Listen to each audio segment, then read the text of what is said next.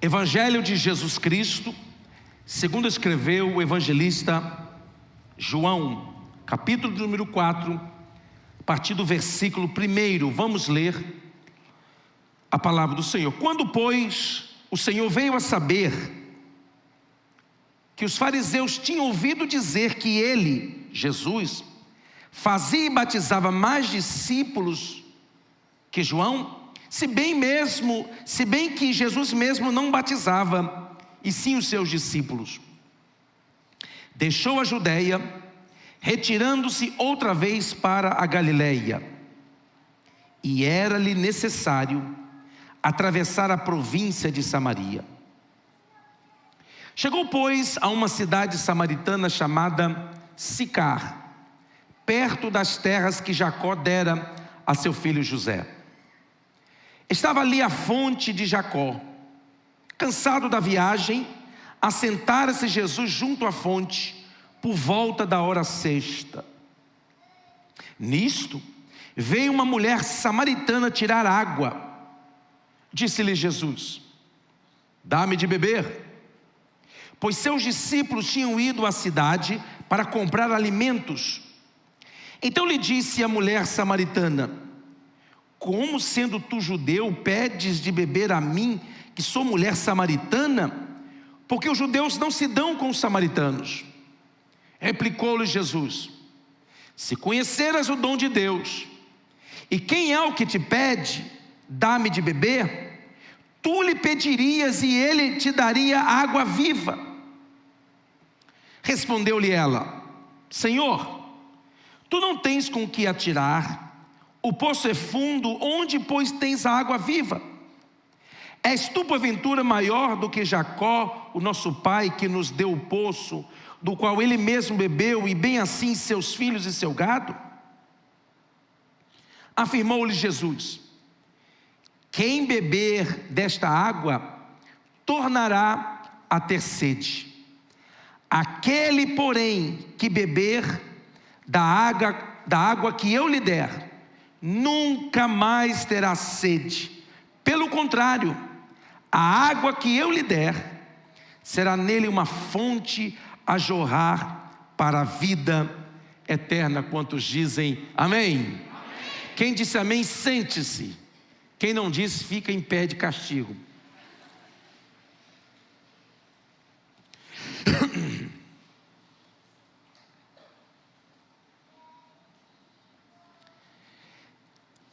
Quero falar nesta manhã sobre o tema Jesus em Samaria.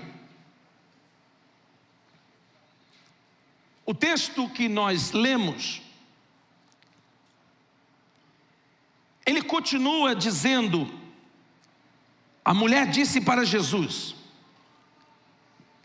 Senhor, se é assim, dá-me desta água, para que eu não tenha o trabalho de vir aqui buscar. Aí Jesus disse àquela mulher: vai, chama teu marido e vem cá. Ao que a mulher respondeu: eu não tenho marido. Aí Jesus diz à mulher: bem disseste, não tenho marido, porque 5 maridos já tiveste, e este que agora tens não é teu. Olha a situação dessa muchacha. 5 maridos ela tinha tido. Aí ela desistiu de tentar ser feliz. Ela desistiu, quem sabe, de procurar a felicidade num casamento.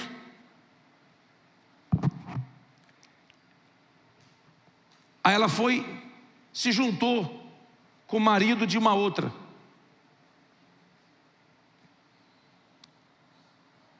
Aí a mulher diz a Jesus: opa, vejo que tu és profeta. Porque o negócio estava escondido. estavam together, mas ninguém sabia. Sabe, together, juntinho?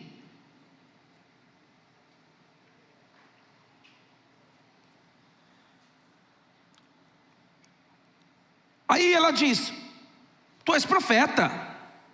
Aí ela muda o assunto.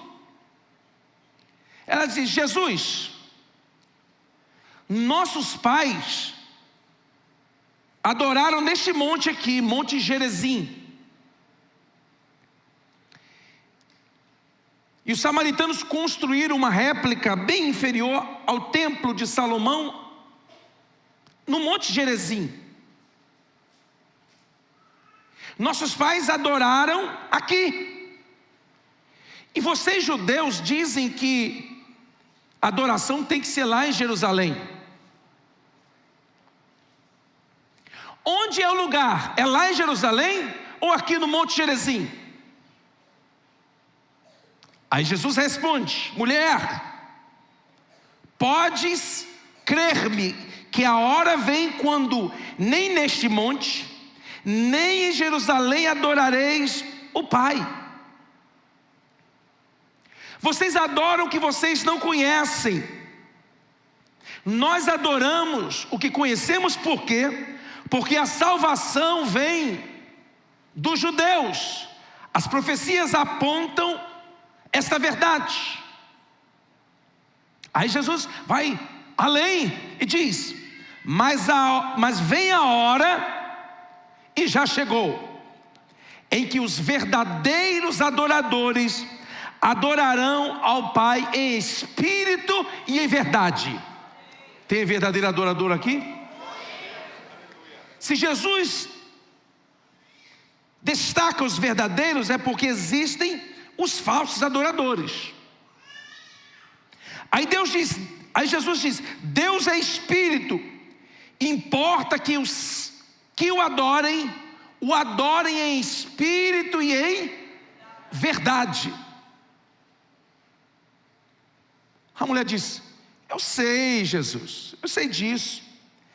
Quando o Messias vier, chamado Cristo, Ele irá nos ensinar tudo isso.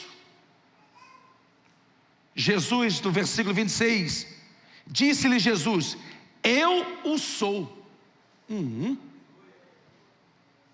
Eu que falo contigo. Ela estava esperando o Messias vir, chegar. Jesus não precisa esperar. Sou eu aqui, ó. Estou falando com você agora. Quando Jesus está falando isso, a mulher ficou estarrecida. Os discípulos chegaram de Samaria com um Happy Meal na mão. Passaram um drive-thru de Samaria e trouxeram um lanchezinho que só dá para enganar a barriga, não enche. E tem alguns aqui que realmente não enche.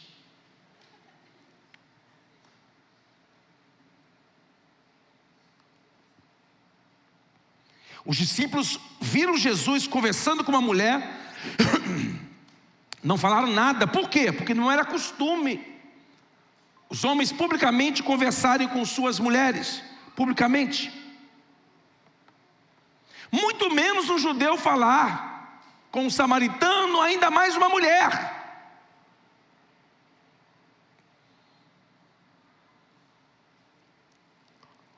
Jesus começa a falar com os seus discípulos.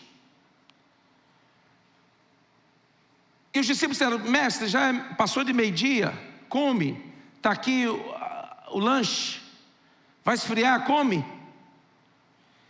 Jesus fala com os seus discípulos acerca da urgência, da necessidade que se tem de ceifar, de colher a seara, a lavoura. E a mulher saiu dali e entrou na cidade de Samaria.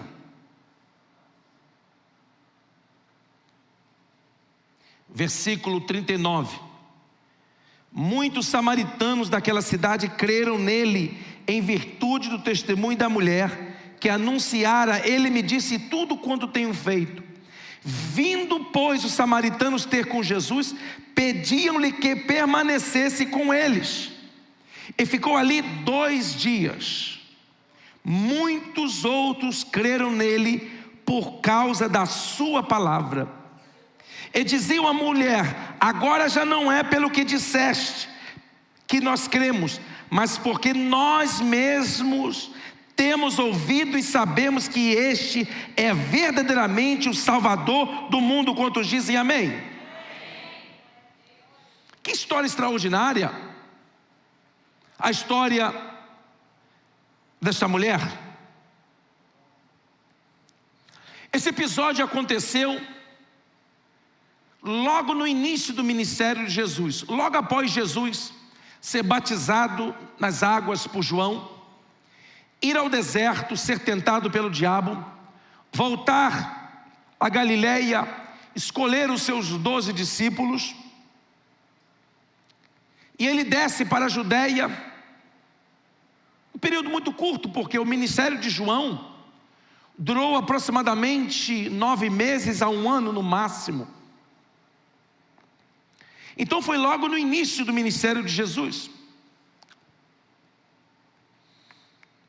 Jesus ouviu os fariseus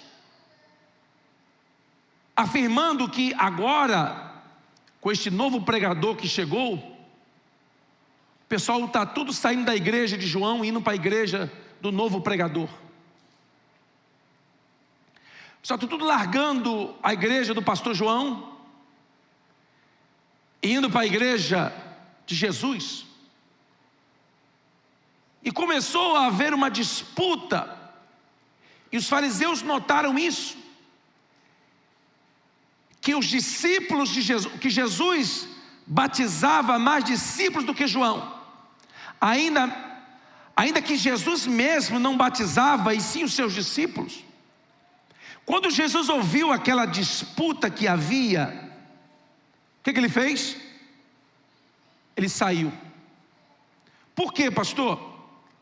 Porque a disputa, o espírito de competição de igrejas, afasta a presença de Jesus. E nós, muitas das vezes, nós pastores, temos que cuidar para que nós não caiamos nessa cilada do inimigo, achando que a igreja, quanto mais gente, maior é a unção de Deus na vida do pastor.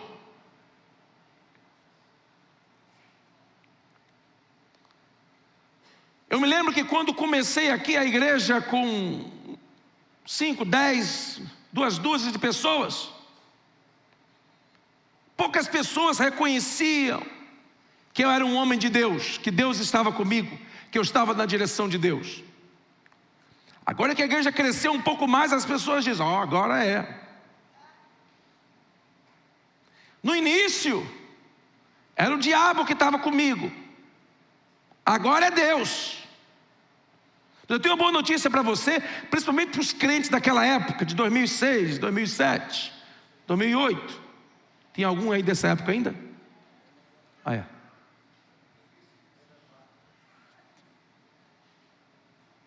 Sobreviveram poucos.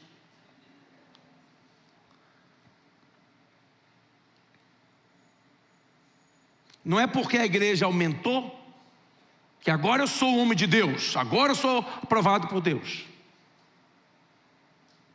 Não caia nessa cilada do inimigo de achar que tamanho de igreja é atestado de aprovação de conduta.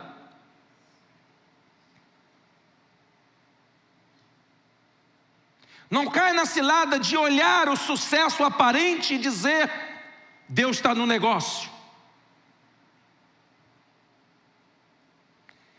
E esse tipo de sentimento, isso pode até acontecer no meio de algumas pessoas, mas jamais pode entrar no coração do pastor e de seus líderes.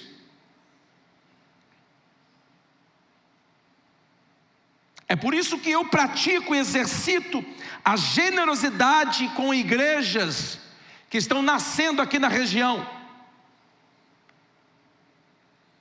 Eu já dei cadeiras e mobiliei igreja para um pastor que estava começando um trabalho aqui. Aí eu disse: pastor, mas não faz isso que é concorrência. Meu irmão, reino de Deus não concorre. Reino de Deus cresce. Reino de Deus aumenta.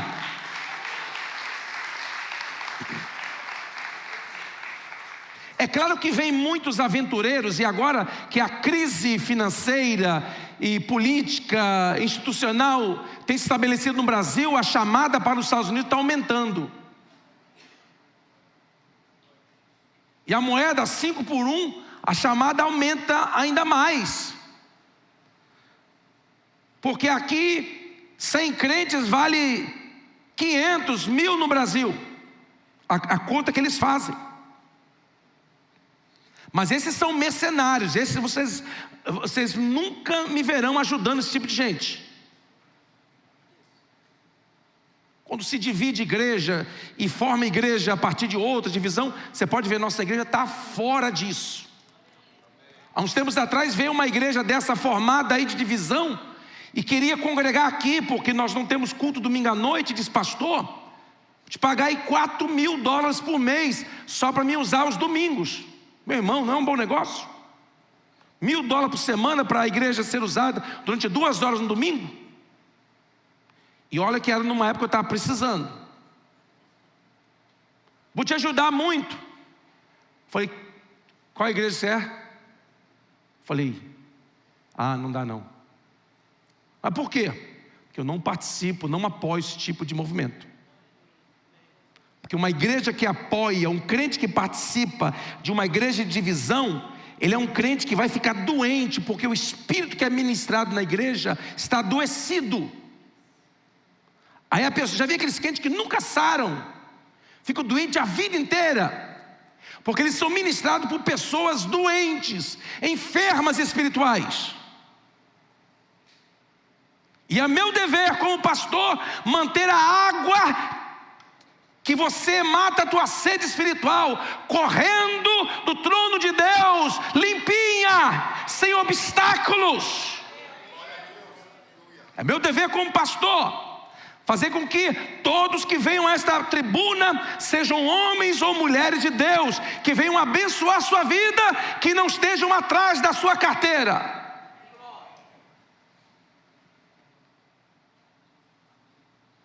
Jesus, quando viu essa disputa, a Bíblia diz que ele foi em direção a Galileia. Só que ele queria chegar rápido, porque lembra, eu falei alguns domingos atrás, que tinha 2 caminhos que os judeus usavam para não passar no meio dos samaritanos, porque os judeus não aceitavam os samaritanos. Os samaritanos eram filhos de Jacó no passado, que se misturaram com os povos pagãos da região e fizeram uma mistura de crente com capeta, crente com demônio, sabe? Eu não sei o que dá um troço,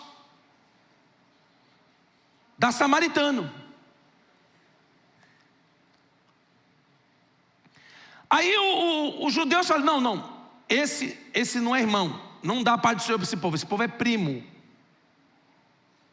Aí eles fizeram 2 caminhos, um pelo litoral do mar Mediterrâneo, e outro pelo litoral rente ao Rio Jordão. Eles subiam por 2 caminhos e evitavam passar por Samaria. Mas como Jesus estava saindo, de repente, ouvindo aquele boato, aquele tititi de que tem mais, quem tem menos, quem tem vai mais, quem faz menos, quem pode mais, quem tem menos, quem tem mais seguidor, quem tem menos seguidor, quem tem mais... Aí Jesus, sabe o que ele fez? Vou sair. Aí ele disse: o horário, então vou ter que passar aqui por dentro de Samaria, não dá para ir lá para evitar, vou ter que passar. E ele teve que passar por dentro de Samaria. E ele chegou numa cidade, um vilarejo chamado Sicar. E ali tinha um poço que Jacó havia passado por ali milênios atrás, mais ou menos 1500 anos. E tinha cavado um poço ali. E ele chegando àquele próximo àquele poço, por volta do meio-dia, ele disse para os discípulos: olha, entra na cidade, vê se tem uma coisa para a gente comer aí.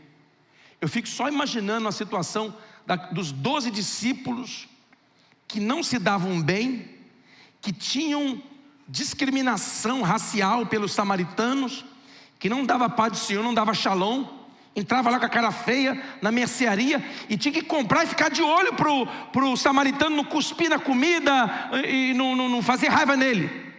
É igual quando você vai no restaurante, você fica reclamando do garçom: essa comida não está boa, essa aqui não está boa. Ela vai voltar recheada. Não reclame. Ou então, peça com educação: por favor, o meu bife não ficou tão frito como eu esperava. Por gentileza, can you please have mercy. Porque da cozinha até a sua mesa tem um corredor que só passa garçom. Então, em vez de você ficar brigando, tem gente que vai para o restaurante, é um estresse. Eu não vou, mas eu sei quem são.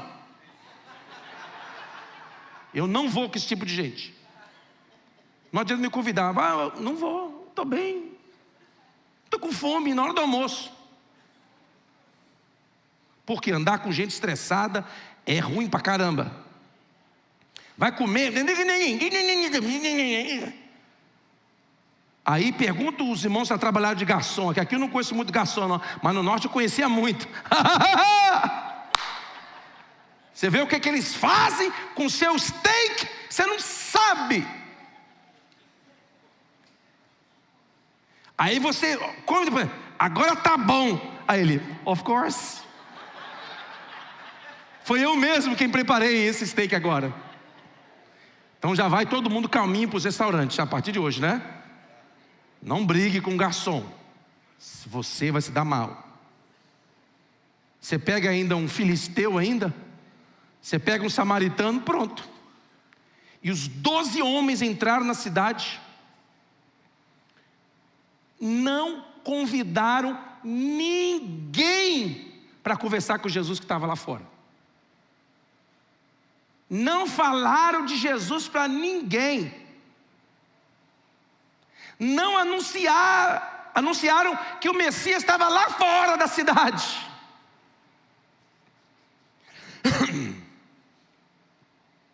Uma hora depois, eles saíram, cada um com uma beguinha plástica. Plástica não, né? De papel? Não. Uma merendeira. Saíram com lanchezinho, 13 lanches. Um para cada um deles e um para Jesus. Quando eles chegaram no poço, viram Jesus conversando com uma mulher. Aí eles não falaram nada, ficaram assim.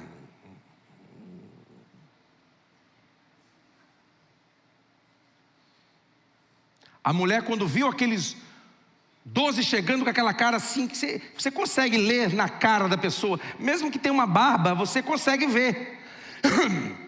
A barba esconde um pouquinho da expressão facial, mas você consegue ver que a pessoa assim. Ela saiu. Aí disseram: Jesus, come, Jesus. Já deu a hora, sol quente, cansado. Come. Jesus fala da urgência, da necessidade da obra. Daqui a pouco começam a chegar as pessoas. As pessoas começaram a sair da cidade. E o texto bíblico diz que ela anunciou aos homens da cidade. O problema dela era com o quê? Com o homem. Ela estava tentando ser feliz de alguma forma, pensando que a felicidade verdadeira é outra pessoa que vai lhe dar. E essa é a frustração de muita gente que casa. Eles casam para ser feliz. Por quê? Porque são miseráveis, infelizes. Aí querem casar e colocam o peso da felicidade nos ombros da outra pessoa. Então o dia que a pessoa não acorda bem, aí não quero mais. Não quero mais.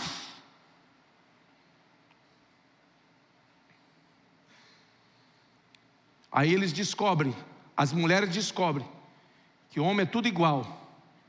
O que muda é o endereço e Social Security. E quem não tem o social vai no Haiti mesmo. Tudo igual. Eu sei que a esposa casa, aí acha, aí não, aquele marido da outra que é melhor. Não é. É impressão sua. Vai conviver com um cara para você ver. Emburrado, grosso, sem educação, bruto.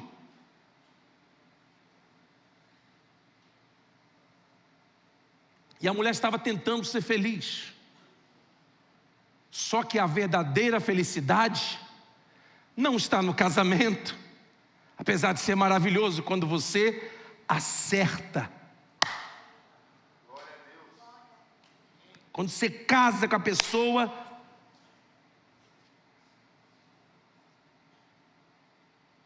aí você diz, meu Deus, onde que eu fui amarrar minha égua?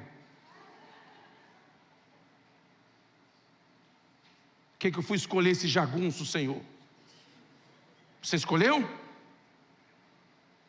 que faz agora? Ora para Jesus matar ele. Porque não é até que a morte o separe. Fala, Senhor, prepara ele e leva.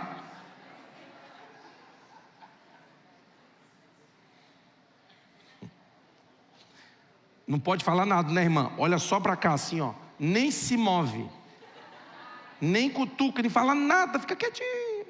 Dando glória a Deus. Você escolheu. Você casou. Aguenta firme. Jesus está voltando.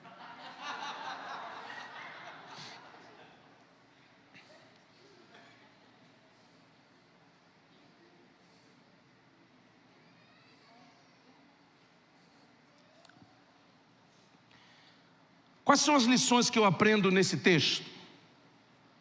Primeiro, escolha as suas batalhas. E saiba escolher as suas batalhas. Jesus disse, o texto diz, era-lhe necessário atravessar a província de Samaria. Meu irmão, não ande atrás de problemas, porque eles vão te achar. Mas aprenda a escolher as suas batalhas. Não entre em batalhas que você não vai ganhar nada. Tem gente que fica brigando no trabalho porque eu cheguei cedo, que não sei o que ela não pôs água, que ele não fez aquilo, não fez aquilo outro, e aí arruma um estresse do dia inteiro. Já viu gente, você não são aqui da igreja, estou falando de gente das outras igrejas, aí afora, que vocês trabalham com eles, a mensagem é para eles, depois você fala para eles. Você não foi na minha igreja, cara, a mensagem era para você. Você foi na outra igreja, você foi na igreja errada domingo, você tinha que ir na minha. Aprenda a escolher as suas batalhas. Meu irmão, simplifique as coisas. Diminua o estresse. Você lê o texto bíblico todinho, você vai ver que Jesus não fala um segundo sobre disputa entre judeus e samaritanos. E eu fico abismado de ver os pastores hoje, nos podcasts, nas mídias sociais, na televisão hoje quase ninguém vê mais. Eles acham que tem que responder a tudo. É por isso que está essa confusão. Meu irmão, você que é crente, você não tem que explicar tudo para os outros. Por que aconteceu isso? Por que aconteceu aquilo? Por que essa criança morreu e Deus não fez nada? E tem uns crentes que não conhecem nada de Bíblia, que quer ficar explicando, e ele piora a situação. Você vê que Jesus não fala nada de disputa, de rixa, de racismo entre judeus e samaritanos. Ele não fala nada. Por quê? Meu irmão, tem coisa que você tem que largar para lá.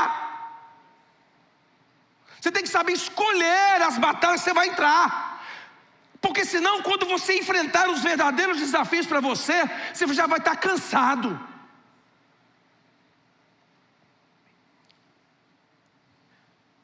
Não entre numa batalha onde não há despojo, onde você não vai ganhar nada. Não, ela falou de mim, que não sei o quê, agora eu quero provar. Você vai ganhar o quê? Nada. Não lute. Não vale a pena lutar batalhas que você não aprende nada, que você não cresce nada. Senão você vai ficar só sofrendo na vida. Jesus não fala nada. A mulher está falando, o samaritano, por que você fala comigo, sendo que judeu não fala com você? Jesus não fala nada. Meu irmão, tem hora que a melhor coisa que você faz é zipper up. Zipper, de fecheclé. Em inglês fala zipper up. Caia-te. Em espanhol, se você não está aprendendo inglês mesmo.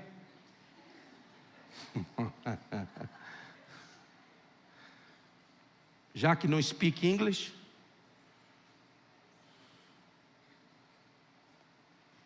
Primeira lição que eu aprendo: aprenda a escolher as suas batalhas.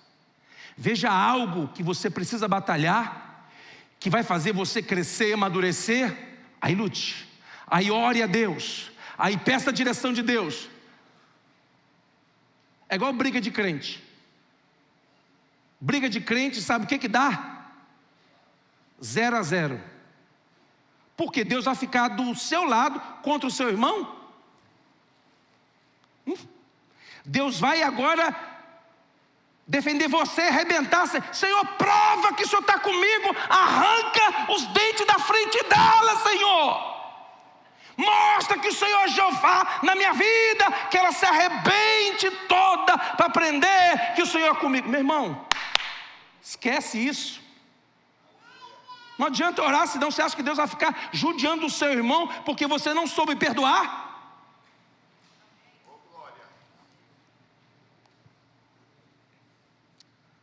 Aprenda a perdoar. Aprenda a amar. Escolha as batalhas, veja as batalhas que vão te fazer crescer, amadurecer, desenvolver na fé. Aí você abraça essa é para mim, essa eu vou lutar, vou gastar as minhas energias. Mas batalhas, disputa no trabalho, em casa, na família, meu irmão, não vai dar nada. Eu estou com raiva da minha família. E aí, você vai deixar de ser da família? E o Natal está chegando, você vai ter que jantar junto, cantando Jingle Bell. Então apazigua a coisa, meu irmão. Facilita a vida dos outros. Fale nada. A mulher começou a falar, a gente não se dá bem, hein? Belém, a gente não se fala. Jesus não estava nem aí para a conversa dela, os problemas sociais dela. Ele falou assim, mulher, dá-me de beber. Como é que isso pode? Porque você sabe que a gente não se fala. A gente? Você está me incluindo? Se fosse eu, né? Mas ainda bem que Jesus é paciente. Se fosse eu, ela... A tua sorte é que eu não sou Deus. Se eu fosse, arrebentar um monte de gente.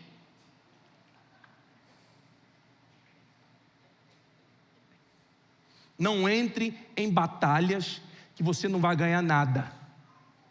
Você está brigando com o seu irmão falou de você, falou do seu cabelo, que o seu cabelo está feio, está meio ressecado, e está parecendo uma espiga de milho, e você ficou ofendida, está seco, faz um tratamento de creme e larga isso para lá.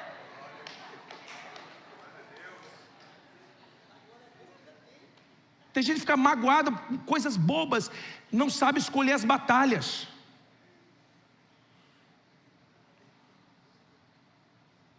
Número 2, a tradição judaica estabeleceu 3 orações diárias. A tradição dizia que Abraão instituiu a primeira oração às 9 da manhã. Aí veio Isaac, estabeleceu a segunda oração às 3 da tarde. Aí veio Jacó, que era um pouco meio desviado, já foi caminhando em direção ao escuro, às trevas. Aí escolheu a terceira oração. Essa era a tradição judaica: oração às 9, às 3 e depois das 6. Que hora que a mulher estava no poço? Que horas? Não sabe não? Que hora? Meio-dia.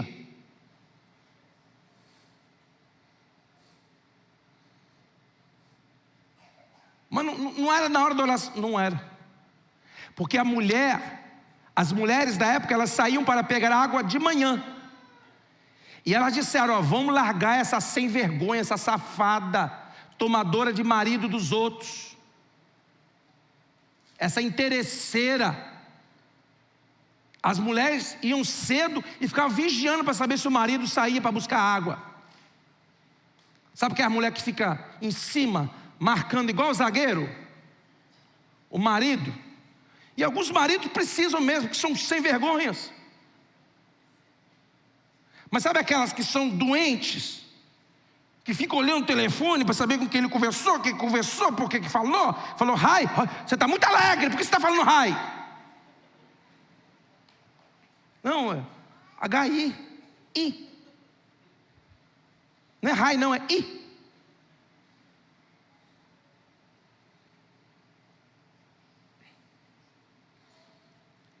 A mulher sai ao meio-dia. Por quê? Porque ela não queria se expor às outras mulheres. Porque, irmãos, aqui para nós crentes sabemos falar mal dos outros, hein, quando queremos. Deus que nos guarde. Quando a gente resolve falar mal dos outros, meu irmão, é só Jeová no trono para tirar o encantamento. Não é o caso de vocês, não precisa se preocupar. É outro pessoal, você sabe disso. Esse pessoal daí.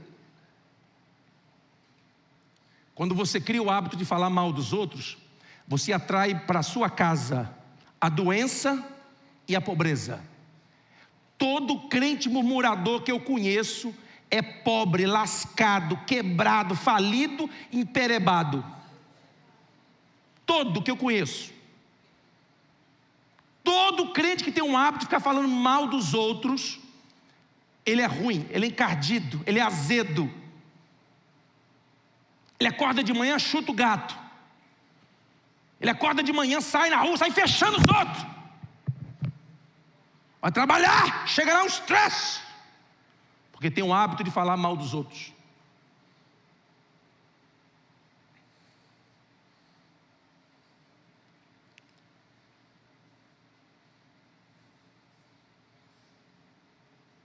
A mulher saía fora do horário, sabe para quê? Para não ter que conviver com aquelas pessoas.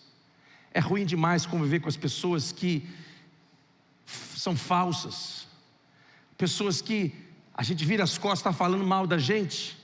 E a gente sabe que está falando mal, por quê? Porque ela fala mal para a gente da outra. Uma pessoa que fala mal de outra pessoa para você, vai falar mal de você na sua ausência. Tenha certeza disso. O que faz, pastor, que essas pessoas falam mal? Faz nada. Faz igual Jesus. Muda de assunto. Fala de outra coisa. Você está falando de racismo? Não, estou falando de água viva. Mas e o racismo? Qual? Não tem esse problema não.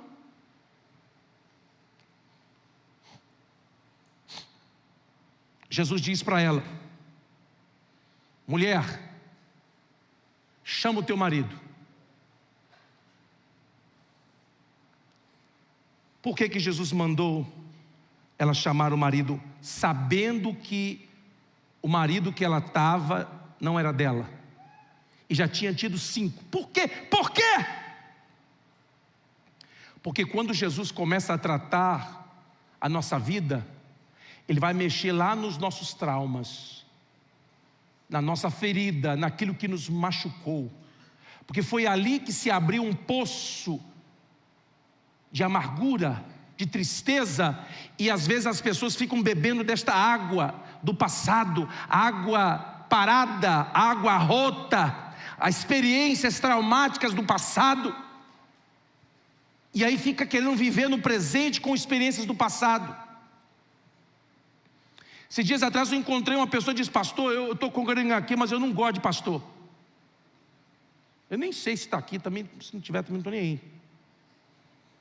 Detesto pastor. Aí eu sou carioca, eu sempre tenho uma resposta, mas pastor não pode falar tudo que pensa. Eu penso pra caramba, mas não falo. Eu falei: pois bem, você trabalha com o quê? Ah, eu sou eletricista. Rapaz, ô racinha, hein? Tudo ponta de aterro, tudo caco de vidro. Não conheço um eletricista que presta. Ô pastor, não pastor, sou honesto. Ah, você é? Ah, então tá bom. E ficou por isso. Eu vi já umas 2, 3 vezes aqui hoje. Ah, não está aí não, agora não está não. Você vai ficar arrumando briga onde não tem lucro, não tem aprendizado, não tem nada para você tirar, para quê?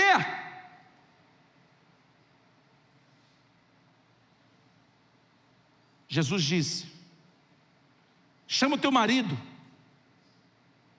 porque se você quiser ser curado dos seus traumas, você tem que aceitar o trabalhar de Deus. Já viu pessoas que estão na igreja há décadas e ainda não perdoaram? Já viu pessoas que são crentes há muitos anos, ainda guardam mágoa no coração? Já viu pessoas que servem ao Senhor Jesus e ainda não conseguiram deixar para trás o passado, estão carregando o passado das costas? Esta mulher estava buscando a valorização das pessoas e ela não tinha encontrado o marido perfeito. Por que ela não encontrou? Porque não tem. Fica com o seu. Pastor, estou doidinho para largar esse marido. Vai, experimenta para você ver. Para achar um homem hoje, estou falando de homem, macho, responsável, carinhoso, amoroso, atencioso, cuidador dos filhos, esse aí não larga nunca, a mulher não larga isso nunca. Vai sobrar uns encardidos por aí. E agora?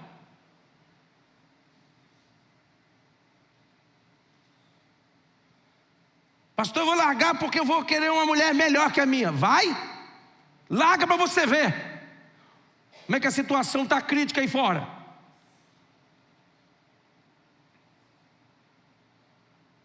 Chama teu marido.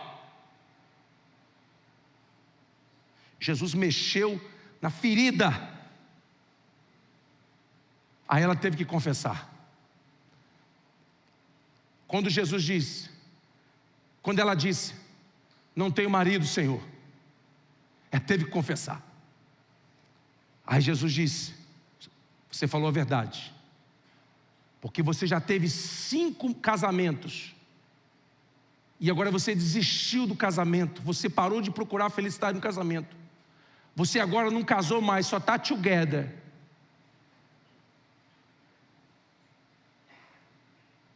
Você não quis mais apostar na aliança do casamento, você desistiu. Você desistiu de buscar a felicidade nas coisas. E agora, Jesus estava dizendo para ela: agora você encontrou o Messias. Agora você encontrou a fonte de toda a felicidade.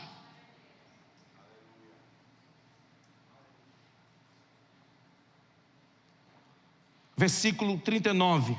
Muitos samaritanos daquela cidade creram nele, em virtude do testemunho da mulher que anunciara: ele me disse tudo quanto tenho feito. Vindo, pois, os samaritanos ter com Jesus, pediam-lhe que permanecesse com eles. E ficou ali 2 dias. Muitos outros creram nele por causa da sua palavra. E diziam à mulher: já agora não é pelo que disseste que cremos, mas porque nós mesmos temos ouvido e sabemos que esse é verdadeiramente o Salvador do mundo. Uma pessoa verdadeiramente transformada leva outras pessoas a Cristo. Nós já estamos no mês de outubro. Eu pergunto: quantas pessoas você levou para Cristo esse ano? Ninguém? Isso diz respeito à sua experiência com Cristo. Isso diz respeito ao seu nível de conhecimento de Cristo. Porque se você verdadeiramente conhecer a Cristo, você não sossegará enquanto você não falar de Jesus para as outras pessoas. Você vai largar o teu passado de lado. Você não vai se preocupar com o que as pessoas pensam e falam de você. Aí vão dizer: você casou 5 vezes, não quero nem saber, ele mudou a minha vida. Uma pessoa completamente desprezada se tornou um evangelista. Esta mulher não passaria no crivo de nenhuma convenção no Brasil para ser consagrada a missionária ou evangelista. Uma mulher que 5 vezes casada e amigada com o 6º, como é que essa mulher poderia se tornar um evangelista? Pois é, Jesus pode transformar. O que a sociedade diz que não tem jeito, Jesus diz: tem jeito. O que ela precisou fazer é reconhecer: agora sei que és profeta.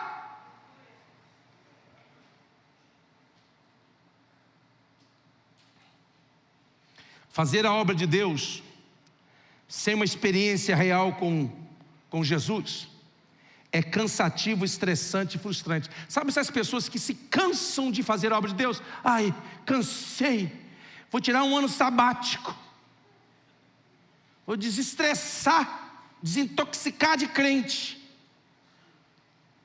Ai, não aguento ouvir a palavra crente.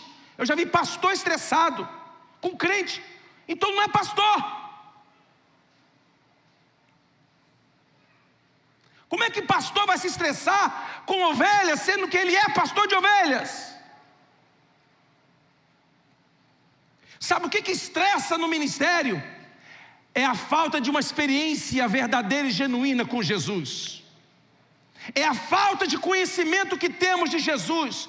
Porque quanto maior e mais profundo for a nossa experiência com Jesus, mais brilho nos olhos, mais sangue nos olhos nós teremos para fazer a obra dele. Vamos estar em pé.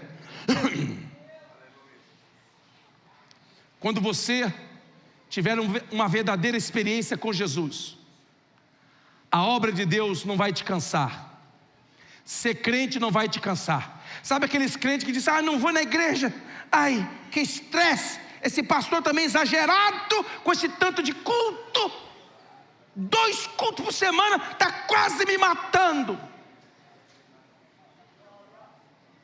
Não aguento o pastor ir 2 vezes por semana na igreja, porque eu tenho que fazer, pastor, eu tenho que ganhar dinheiro, eu tenho TPP.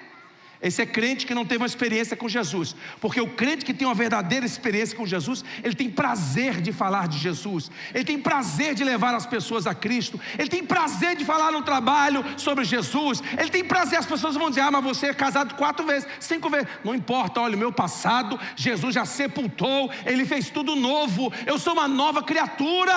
As pessoas vão ficar lembrando você do seu passado, mas é bom você conhecer para onde você vai, para você poder anunciar e dizer: olha, ele transformou a minha vida, ele fez tudo novo, e eu já não sou a mesma pessoa.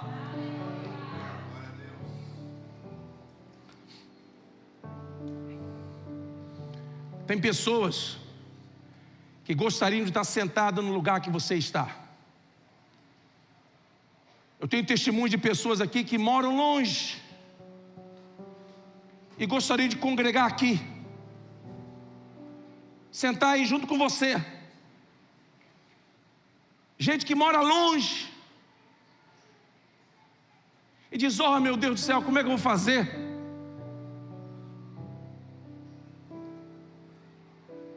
E nós que estamos sentados aqui temos a tendência a não valorizar o que temos. Olha, a fila do consulado brasileiro, consulado americano no Brasil, está assim lotada, de gente querendo vir aqui sentar no lugar que você está sentado aí. A fronteira do México está lotada de gente querendo entrar para sentar no lugar que você está sentado aí.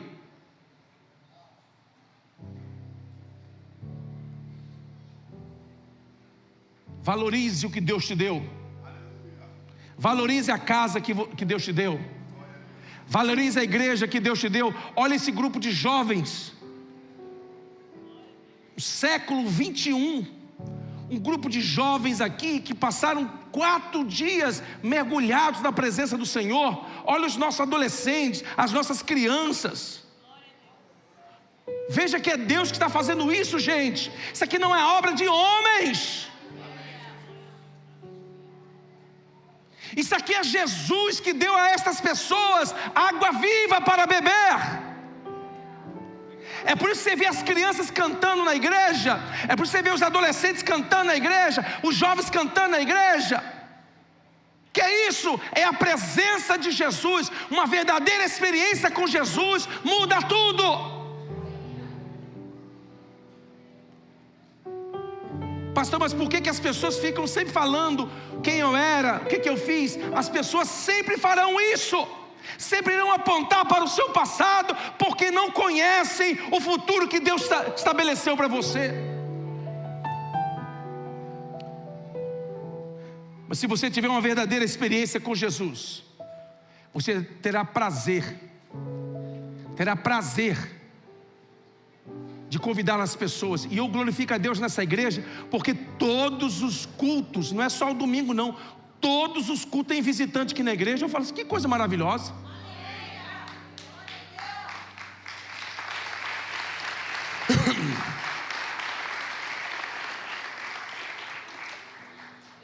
Isso é bom sinal, que você não tem vergonha da igreja que você congrega.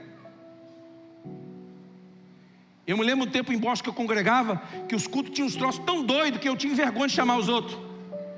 Tinha uns crentes com uma unção de Homem-Aranha subindo na parede.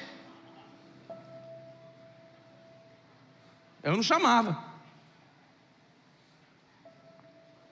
Era uma gritada sem fim. Uma loucura.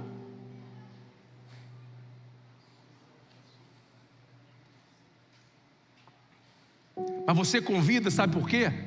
Porque a sua experiência com Jesus foi tão extraordinária que você quer falar para todo mundo: olha o que Deus fez na minha vida, olha o que Jesus transformou na minha vida.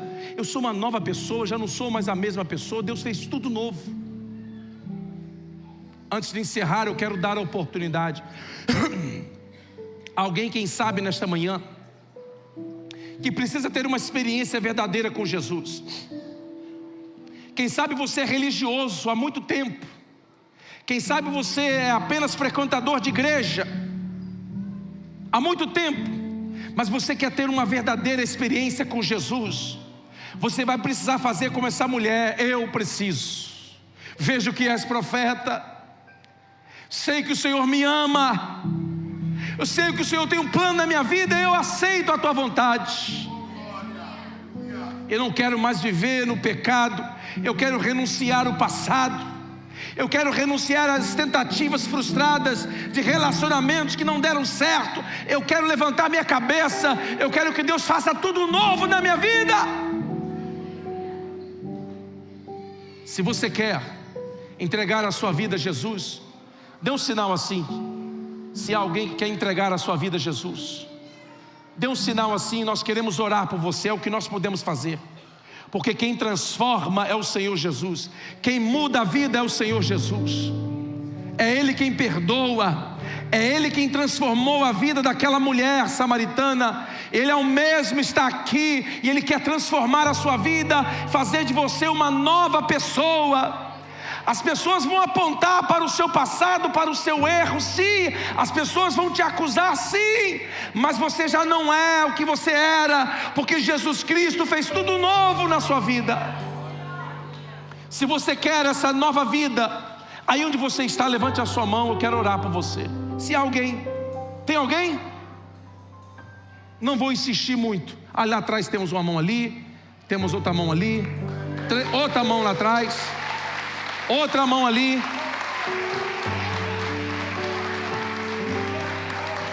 Tem mais alguma mão? Isso, mais uma ali, glória a Deus, aplauda o Senhor.